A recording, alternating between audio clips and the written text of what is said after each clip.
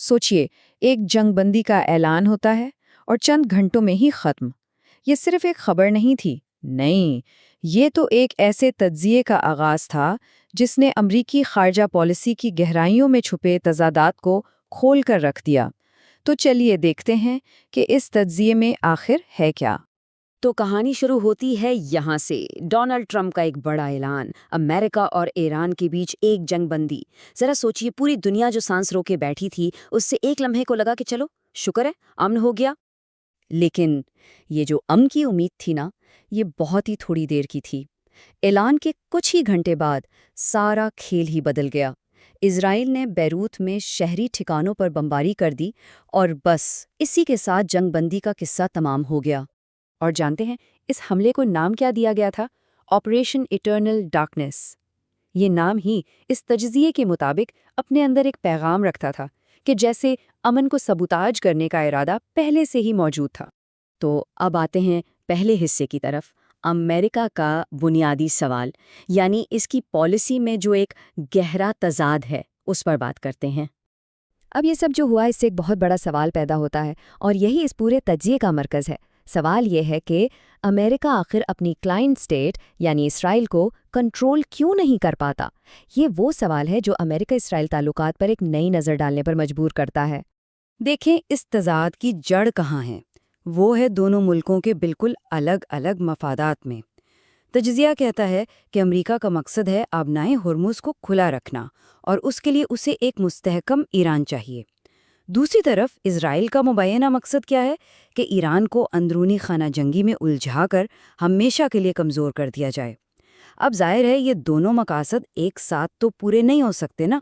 इस तज्जिये में ना पावर के इस अजीबोगरीब खेल को समझाने के लिए एक बहुत ही तीखी मिसाल दी गई है।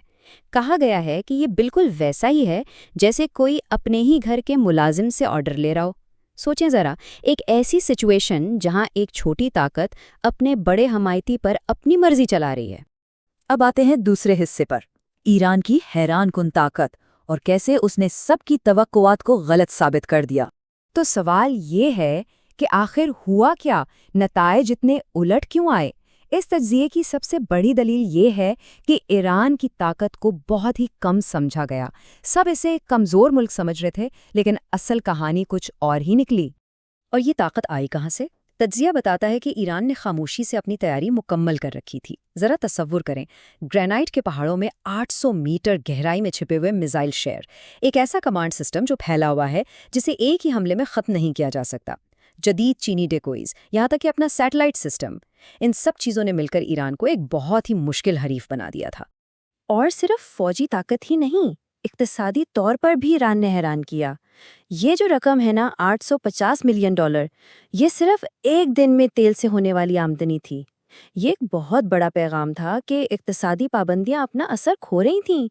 तो अब बात करते हैं तीसरे हिस्से की, इक्तिसादी ताकत का खेल। और ये खेल सिर्फ इलाकाई नहीं बल्कि आलमी मालियाती निज़ाम को चैलेंज करने का है।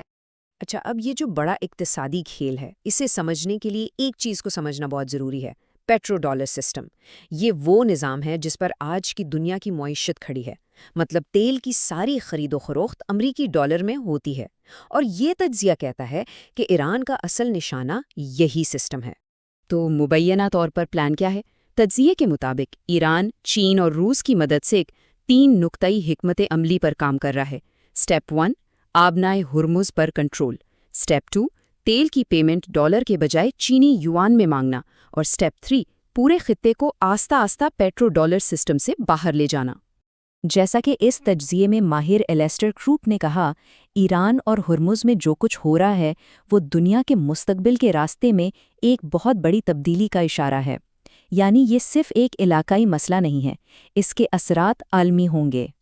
और अब आते हैं आखिरी हिस्से की तरफ, एक मुजव्वज़ा अमरीकी रीसेट, यानी पॉलिसी में एक बुनियादी तब्दीली की ज़रूरत।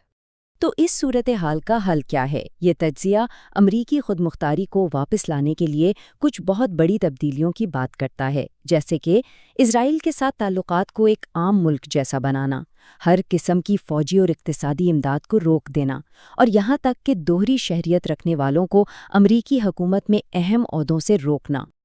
اور آخر میں تجزیہ ایک بہت بڑی بات کہتا ہے، وہ یہ کہ اصل مسئلہ کوئی ایک صدر نہیں ہے، مسئلہ پورا سسٹم ہے۔ جب تک یہ بنیادی نظام نہیں بدلے گا تب تک امریکی خارجہ پالیسی کے نتائج بھی ویسے کے ویسے ہی رہیں گے۔ تو یہ تجزیہ ہمیں ایک بہت ہی اہم سوال پر لا کر کھڑا کر دیتا ہے۔ اگر یہ مان لیا جائے کہ موجودہ سسٹم صرف تباہی لا رہا ہے، تو پھر اس سسٹم کو بدلا کیسے جائے؟